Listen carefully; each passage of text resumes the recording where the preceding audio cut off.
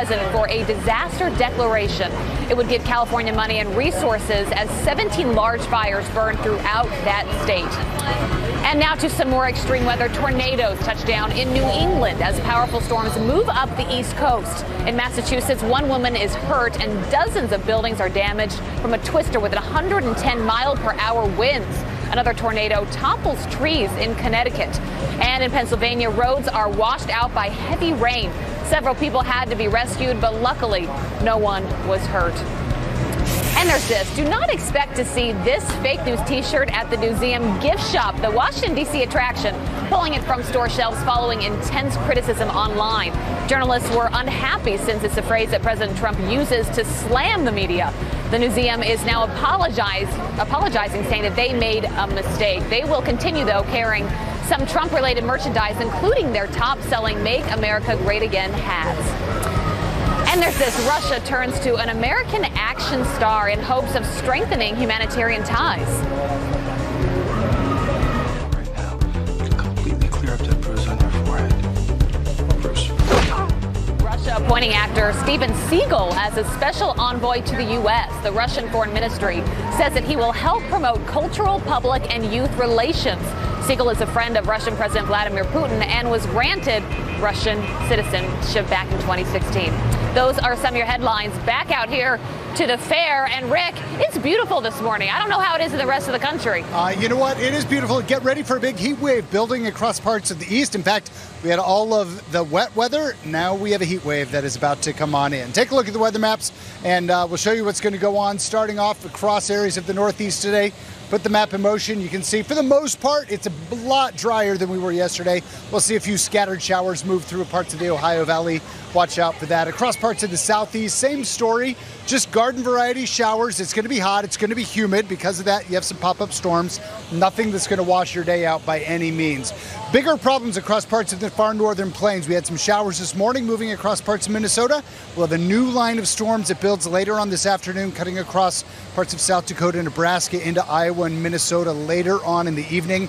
Finally out across areas of the west. It is hot, it's dry, it's windy. Big fire threat today across areas just to the north of LA and as well up across parts of northern Utah. All right.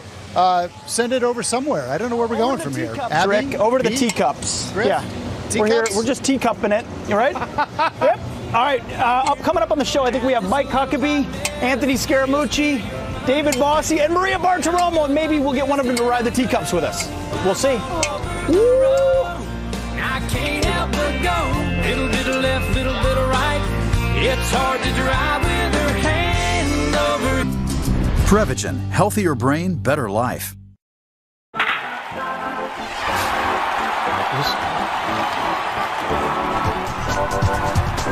Welcome back. We've got a couple of quick baseball headlines for you. Mets fans struggling to cope with the team's dreadful season. Well, they've got a place to get help. An online company is offering free therapy sessions. All you have to do is fill out a form describing your toughest moments as a Met fan. The promotion was launched after the Nationals beat the Mets 25-4 last week, the worst loss in team history. Long suffering, those Mets fans. And a baseball player gets hit in the ribs, but you wouldn't know it right away. Watch. 6 innings. And Carlos Gomez is hit by that pitch. Oh, Tampa Bay's Carlos Gomez taking a couple steps before falling to the dirt. He flashed a smile to the dugout after getting up.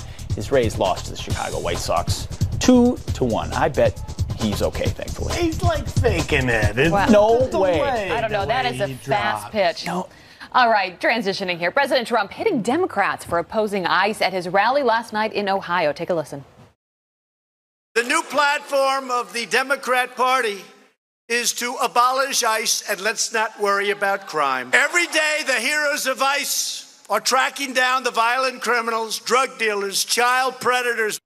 And the Democrats are continuing their attack on the agency, a GoFundMe page set up to pay for the legal fees of people protesting ICE. There's the page right there. And this is a new stage production of The Diary of Anne Frank. Compares the Holocaust story to an illegal immigrant family's struggle to elude ICE agents in Los Angeles. That's right. So is this anti-ICE movement going too far? Joining us now to weigh in, Mike Slater, host of The Mike Slater Show. Mike, great to have you in New York. Guys, this is a big deal. The curvy couch. It's unbelievable. For everyone at home, it is just as luxurious as it looks on TV, maybe even more so. And you didn't even join us outside for the ride. Well, I got dizzy watching you guys, though. I'm too old for this. We're barely holding it in, as we were talking about. You know, it's amazing, though, to watch how far they've gone so quickly on the topic of immigration. So much of it is a backlash against the president. But to compare ICE agents to Nazis. Guys, first of all, historically ignorant, to say the least, but also lacking complete perspective. The Jews, or the Nazis, killed 17 million people. And what was their crime?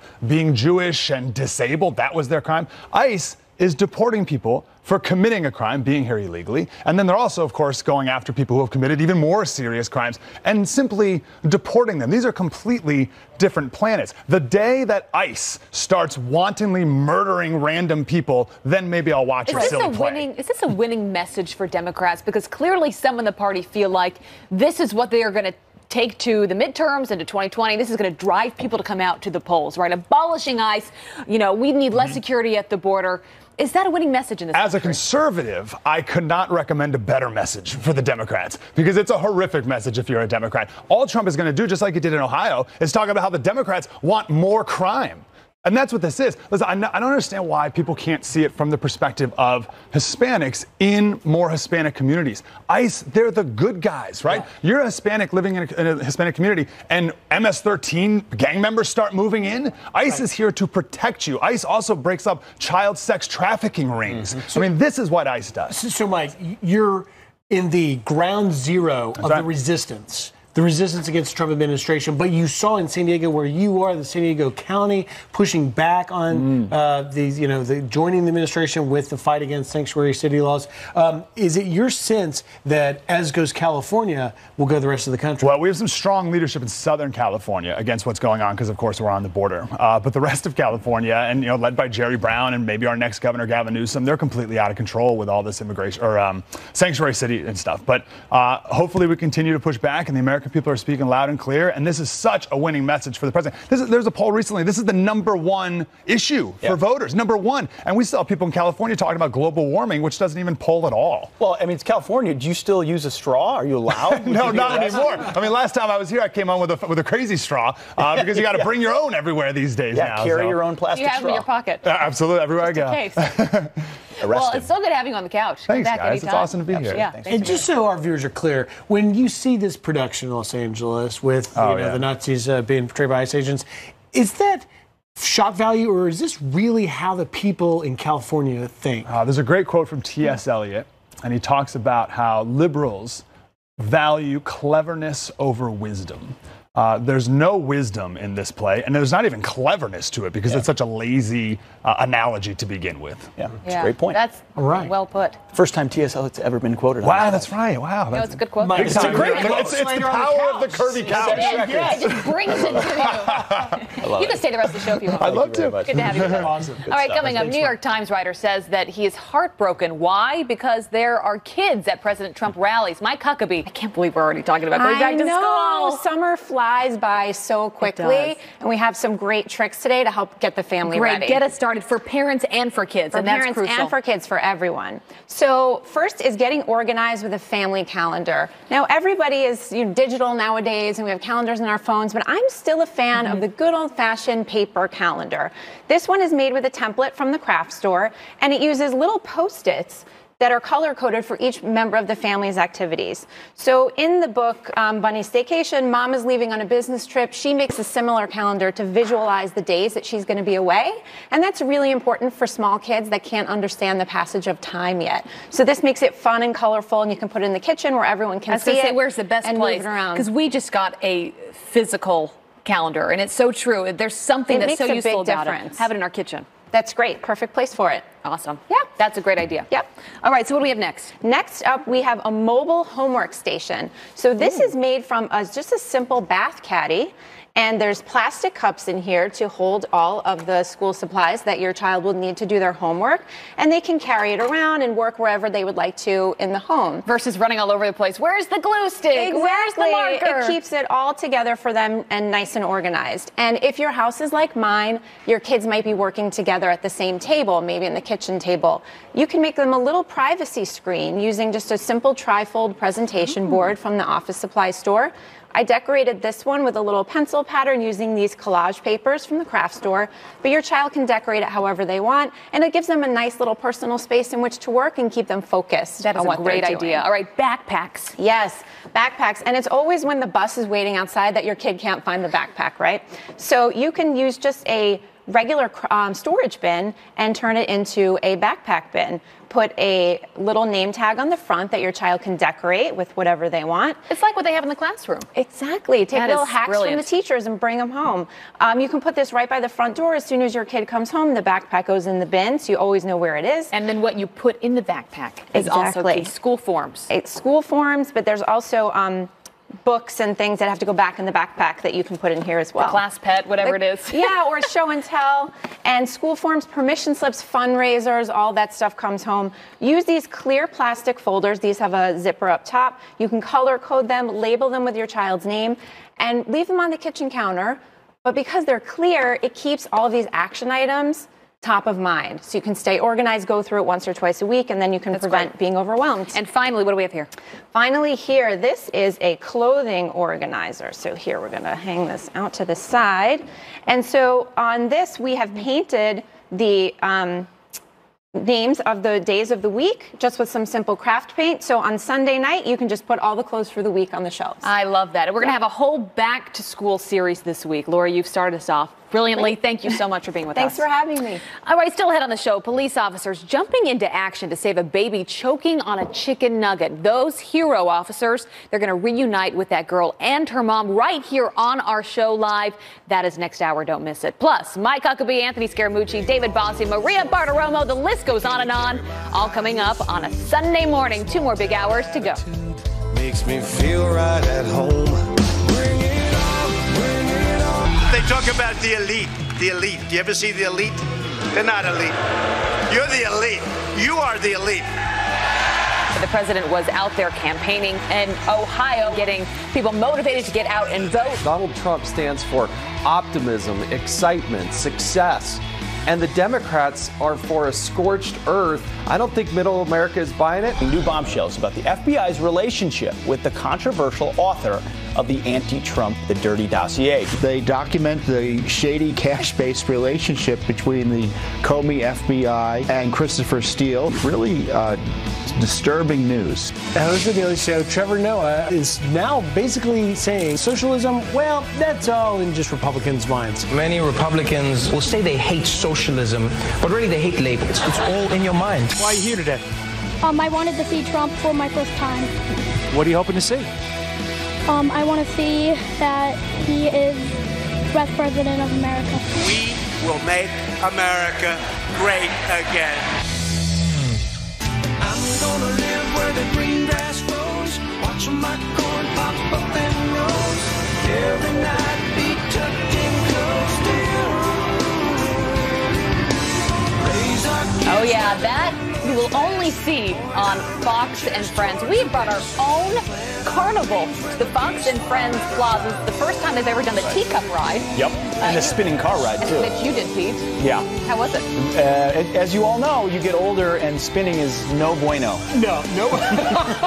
Those teacups are for real. Yeah, we started this segment with you guys, and then you did the headlines, and we came back. I spun for like 8 minutes. You know how hard it was to read headlines with all that going on in the background? But I don't recommend it. It's TV problem. It's true. That is a perfect example of what this show does. We cover it all.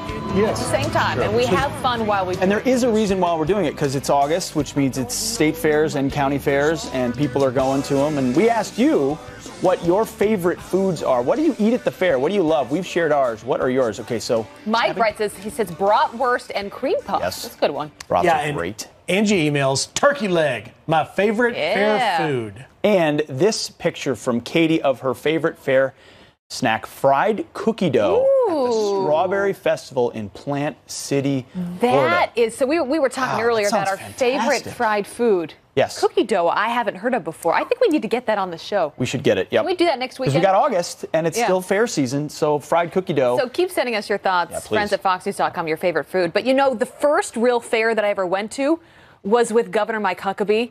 We want to bring him in now. He's the Fox News contributor, of course, and former governor of Arkansas and host of Huckabee on TBN. I don't know if you remember this, but you were in charge of the Governors Association, and it was the first time that I met you and your family. We all flew out, I believe it was in Arkansas, and you hosted a mini state fair. Do you remember this?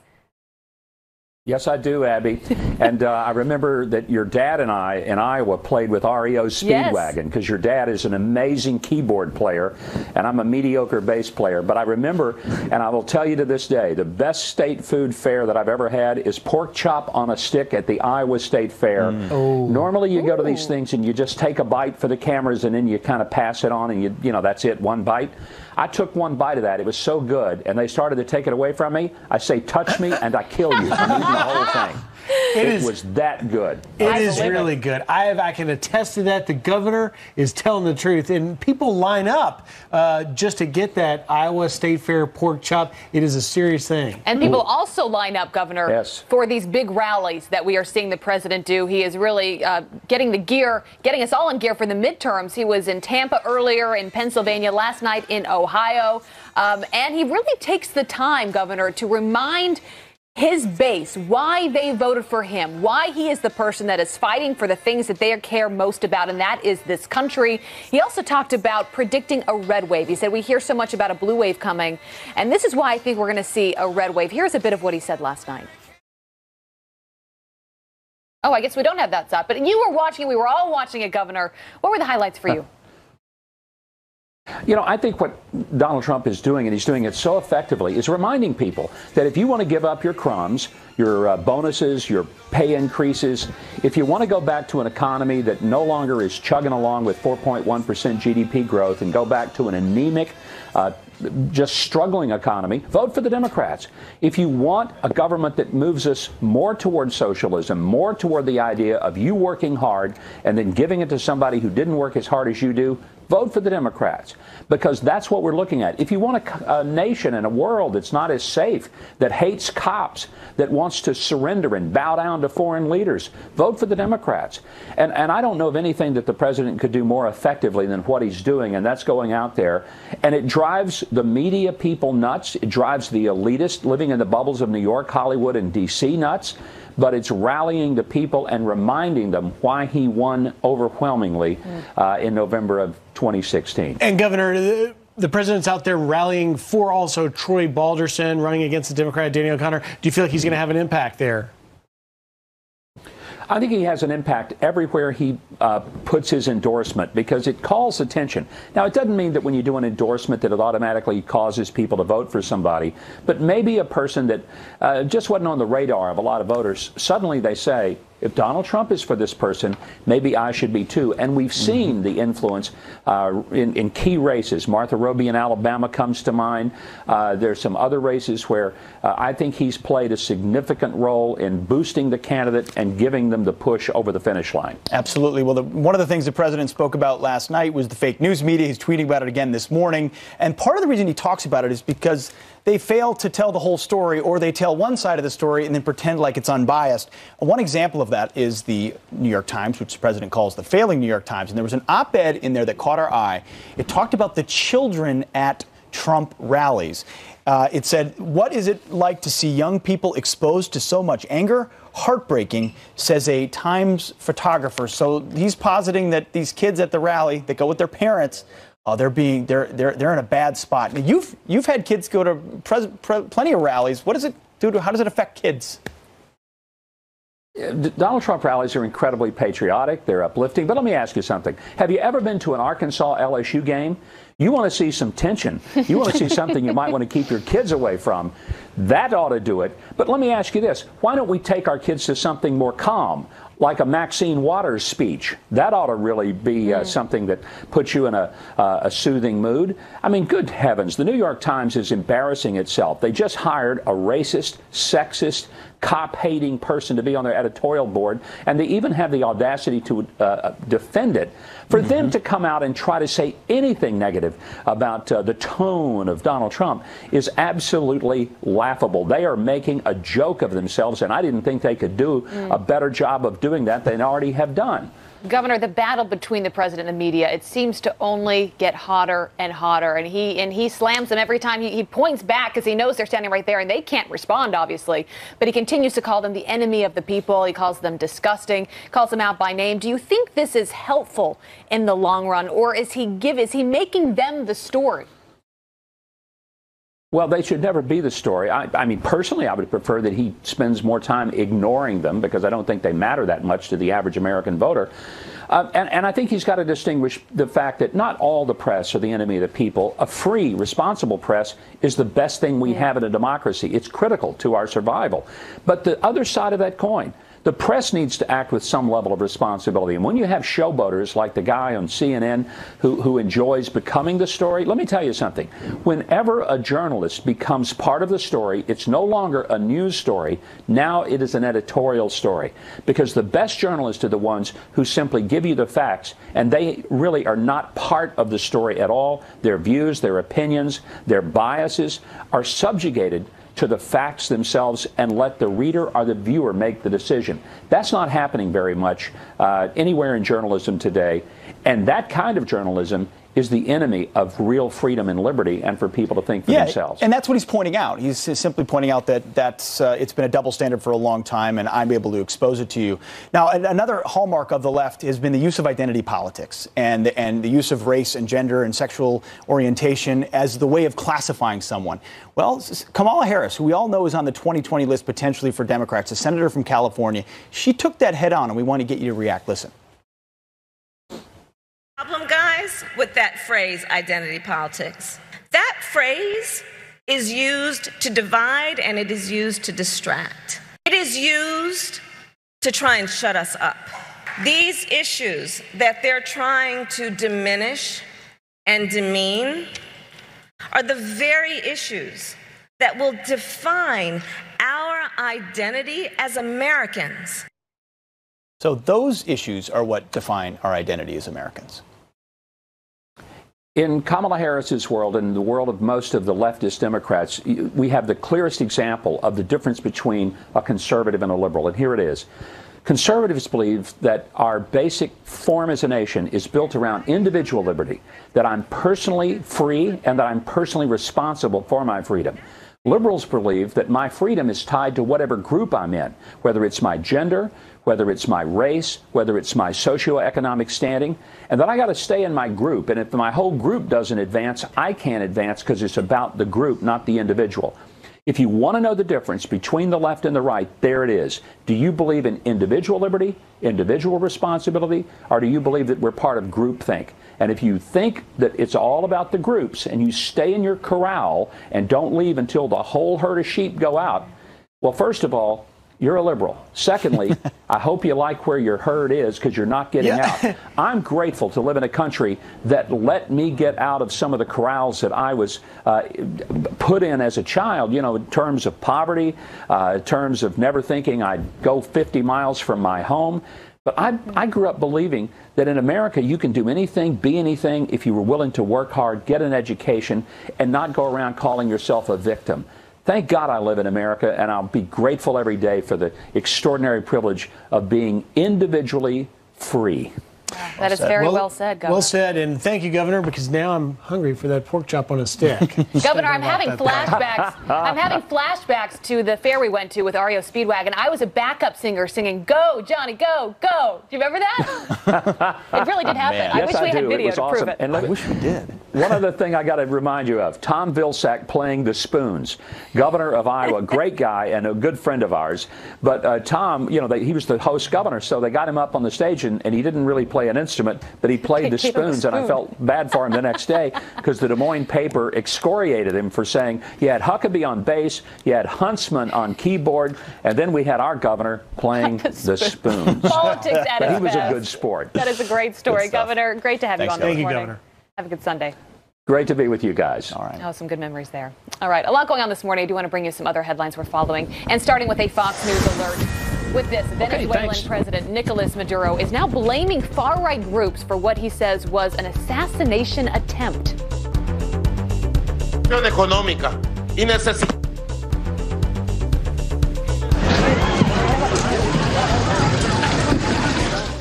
The government saying that explosion was an attempted drone attack, but some firefighters say it was a gas explosion at a nearby apartment. 7 people are now hurt. Maduro blames the attack on Venezuelans who live in Florida. He wants President Trump now to step in.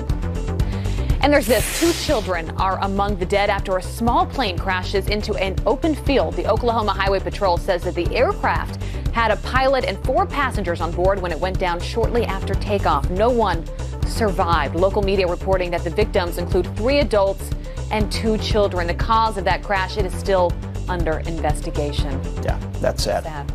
All right, well, the war against Confederate monuments once again ramping up, this time a statue of Robert E. Lee. And President Trump praising the booming economy, but warning it could be in trouble if Democratic Socialists have their way. Stuart Varney is a refugee of socialism. He's here right now to explain why capitalism will always win. Come on in, Stuart.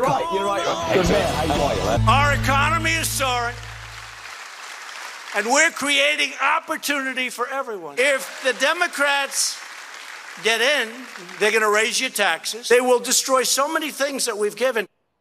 That was President Trump last night in Ohio, touting the state of the economy, but warning it could be in jeopardy if Democrats have their way, especially with Democratic Socialist Bernie Sanders and the socialists from the Bronx pushing their style of socialism on the left. Our next guest is a refugee from socialism and is here to explain why capitalism will always win. Right. Stuart Varney is the host of Fox, or Varney and Company on the Fox Business Network. Doesn't surprise me you would go all in for capitalism winning. Well, look, it's winning now. Yeah. It's very hard to argue against 4% growth, 3.9% unemployment, 155 million people have a job. Now, that's a remarkable performance in such a short time of this presidency. Mm-hmm. I think we're at a crossroads. Here, we're on the left, on one side, you've got Trump's version of capitalism and the economy, which is growth. Are we going to stay on the growth path? Or are we going to go to the other side of the fence, which is essentially socialism? Socialism now dominates the Democrat Party. There are calls across the board within the Democrats for free college, free community college, government-run healthcare, as in Medicare for all, and, which is really intriguing, this guaranteed minimum income for everybody. There's a technical word for it, guaranteed universal basic income. Universal basic income. Thanks very much indeed. $1,000 a month or whatever it is to everybody. Here you go. Just here you go. That's the choice. It's a very stark choice. But it sounds so good, Stuart. So socialism sounds great, especially if you don't understand the effects. You've seen it. Yes. Why doesn't it work? I walked away from it. I left England in the 1970s.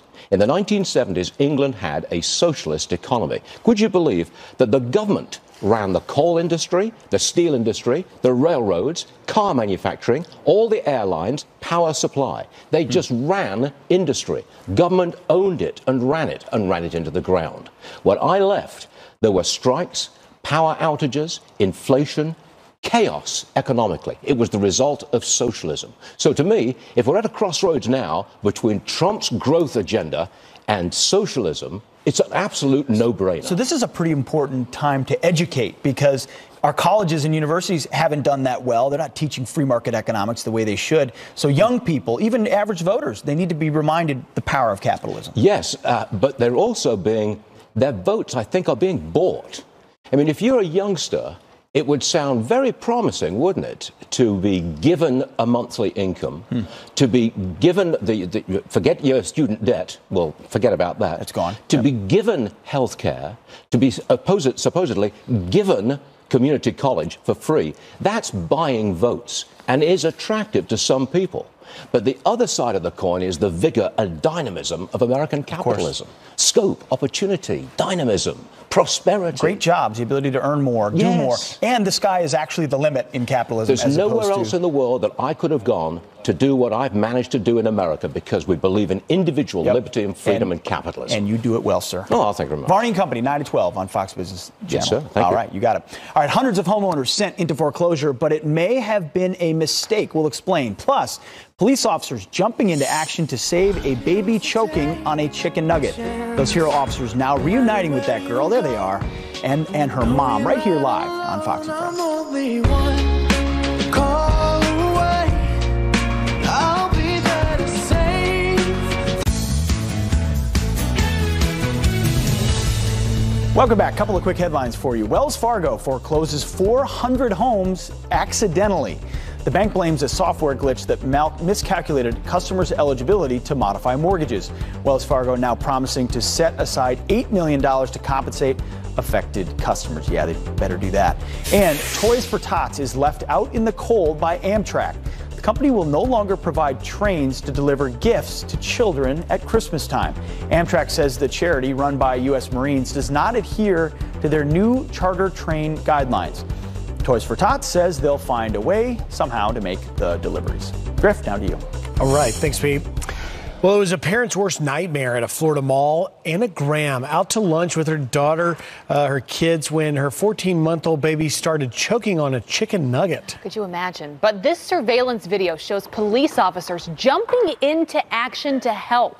The officers, who Anna now calls her angels, performed the Heimlich maneuver, saving that baby's life. And they all join us now. Anna Graham with baby Lucia, crying, glad to be up early. She's doing fine. And Palm Beach Gardens police officers Robert Ayala and Rafael Guadalupe, good morning to all of you. Thank you for being here. Experience is coming in handy. Thank you. Anna, I just want to start with you because this is truly a mother's worst nightmare. Tell us what happened. So we were at the mall at a kids event, and we just went to have lunch. It's my kid's favorite. It's Chick-fil-A. They had the grilled chicken, and I was cutting it up, and on the second bite, I just noticed that her eyes got wide open, and she opened her mouth, but she wasn't coughing, and I just knew that something wasn't right. And so I unbuckled her. I take a look at her again, and she's still not coughing. So I took her out, and all I could remember was my pediatrician teaching me what I was supposed to do. So I flipped her upside down and hit her as hard as I could on her back. And obviously I panicked, and I started calling for help. And thankfully, the officers just came right away and took control of everything and saved her, really. That's what they did. And look, I mean, first of all, Lucia is absolutely adorable, but the three of you all look like best friends now. I mean, to think that you didn't know each other before any of this happened. She looks at them like they're her uncles, and maybe for the rest of her life, she'll always have them in her life in some way. Officer Ayala, what's so interesting about this, and tell us your side of it, you weren't even supposed to be in the food court at this time, right? It was just, it all happened. Officer Guadalupe came for lunch. I was there all day. He was tired a little bit, so I went and started talking to him while he was eating, making sure he didn't choke. And so, it was just being at the right time at the right place. I saw her, I saw Anna get up, and when she turned around, I saw Lucia in her hand, in her arms. I knew she was choking, so I got up, told Officer Guadalupe that, hey, I think she's choking, and just all the training kicked in. I didn't even say nothing to Anna. I just went and grabbed her and looked at her real quick and just started. One thing I knew, whatever was in her mouth and her throat was coming out. So. Wow, Officer Guadalupe, I think you have a new best friend there. Lucia keeps climbing over there. Tell us what that day was like for you. Well, I just went to the mall to try to relax and have a little bit of lunch, and sitting there with the Officer Ayala. He says to me, I think that girl choking, and as I'm turning around to look, he's already walking that way. I immediately follow him. I got on my knees and looked down, and as soon as I saw Lucia's face, I knew she was in some kind of distress. Yeah. So my first thing was to get rescue already en route to the mall, just in case it got out of hand or it got worse. I just wanted a more professional, more advanced medical help on the way. So immediately I got on the radio and I asked for rescue to meet us at the food court at the Gardens Mall. Anna, you call these men that you're sitting next to, you say that they are your angels. They saved your daughter's life. I mean, this is every mom's nightmare. I've got a daughter just a little younger than her, and she's just starting to eat solids, and it goes through my mind every time she eats. I can't imagine the emotions that you've been through. Tell us what these two men mean to you, and now they're sitting with you there, so you tell them what they mean to you. I've always said that you meet people in this journey of parenthood, and you said it in the beginning, they're like family, like we're best friends. I really feel like they're going to be in our lives forever. They saved our daughter, and they're our angels, truly. I mean, There's not enough words to say thank you for what they did for us and our family. Well, Anna, thank you for coming on. And Officers Ayala and Guadalupe, thank you for your service, doing exactly what law enforcement should and can do in this country. It's a remarkable story. I applaud you to the highest degree. Thank you. Thank you, sir. Lucia has got some great uncles, I feel, the rest of her life that will be protecting her and watching over her. You all are wonderful. It's an incredible story. We're just so grateful that she's doing well. Thank you guys for being with us. Thank you. All right. It's a great story. What a story. All right, moving on to this one, though. A giant herd of goats causing chaos in one neighborhood. The owners asked for help from Fox and Friends to name the newest member of that herd, and your emails, they are pouring in on this. We'll read them coming up. We'll see what they are. I've already named it Abby, but we'll see where we go with that. Plus, what did you think, what did voters think of President Trump's rally last night? Todd Pyro's having breakfast with friends in Ohio. Hey, Todd. Hey, Griff. Hey, Abby. No goats here, but I can guarantee we're going to have some amazing opinions coming up at the end of this break, including on the media from one person at this table who used to be in the media. You don't want to miss what she used to do when Fox and Friends returns after this.